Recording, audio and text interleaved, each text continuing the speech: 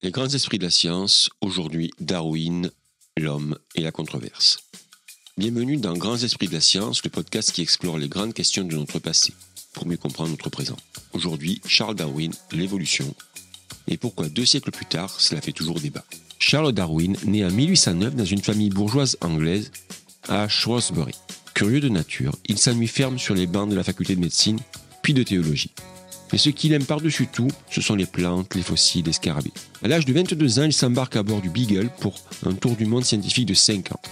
C'est dans les îles Galapagos qu'une idée va germer en lui, une idée radicale. Et si les espèces changeaient au fil du temps? De retour en Angleterre, il met 20 ans à peaufiner sa théorie. 1859, il publie L'origine des espèces et bouleverse à jamais la science. Mais il reste prudent sur un sujet potentiellement polémique dans L'origine des espèces. Il ne dit presque rien de l'homme. Ce n'est que 12 ans plus tard, en 1871, qu'il ose publier La filiation de l'homme, où il affirme que l'homme descend d'un ancêtre commun avec les singes. Et là, le scandale commence. Pour les scientifiques du 19e siècle, l'idée que l'homme partage un ancêtre commun avec les singes est audacieuse, mais elle repose sur des observations tangibles, des similitudes frappantes dans l'anatomie, le développement embryonnaire et même certains comportements.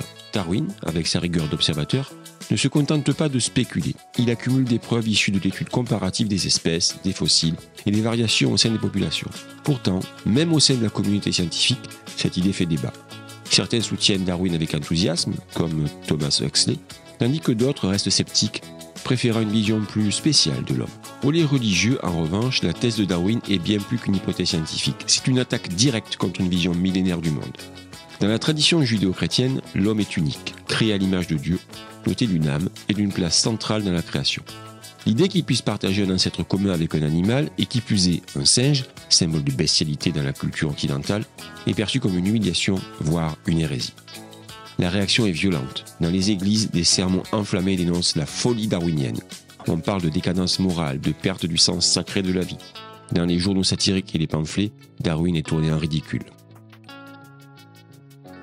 Dans une caricature devenue emblématique publiée dans le magazine satirique britannique Punch, il est représenté avec un corps de singe velu et une tête humaine reconnaissable, sa propre tête, barbe touffue incluse.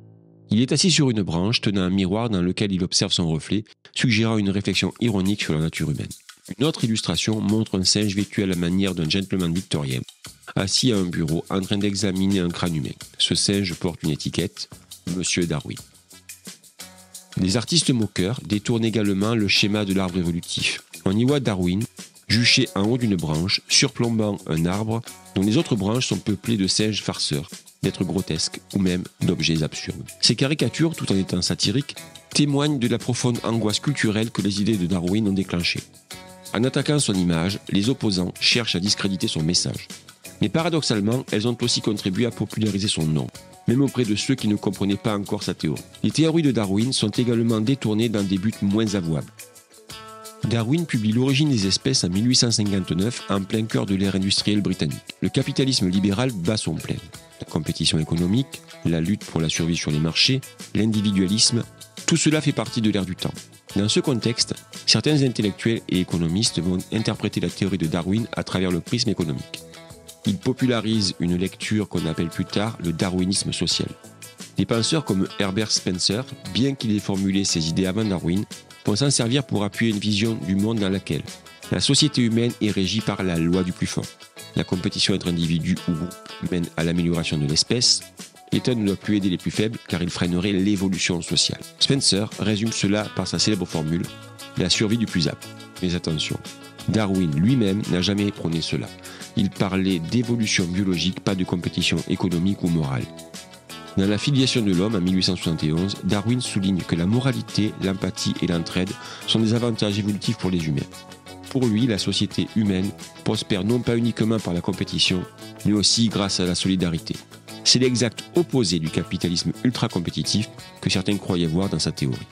Mais la science avance. Peu à peu, les fossiles humains se multiplient. La biologie moléculaire enrichit les informations dont nous disposions. Pourtant, encore aujourd'hui, l'évolution humaine reste un sujet sensible. Pourquoi ? D'un côté, il y a ceux qui la remettent en cause pour des raisons religieuses, les créationnistes. Pour eux, l'humain n'a pas pu apparaître par hasard. Il doit être le fruit d'un dessein supérieur. De l'autre côté, il y a les pseudosciences qui tordent l'évolution pour justifier des idées racistes ou eugénistes. Et au milieu, Eh bien, une majorité silencieuse qui pose simplement des questions. Pourquoi n'y a-t-il pas de chaînon manquant vivant? Pourquoi l'évolution semble-t-elle s'arrêter? Sommes-nous bien toujours en train d'évoluer? La vérité, c'est que l'évolution humaine est lente, complexe et encore pleine de mystères. Mais ce qui est certain, c'est que nous faisons partie du vivant. Nous ne sommes pas au sommet de la pyramide, mais une branche parmi tant d'autres de l'arbre de la vie. Darwin ne nous a pas simplement appris d'où nous venons. Il nous a montré que nous faisions partie d'un tout, fragile et fascinant. Et ça, c'est peut-être la leçon la plus importante.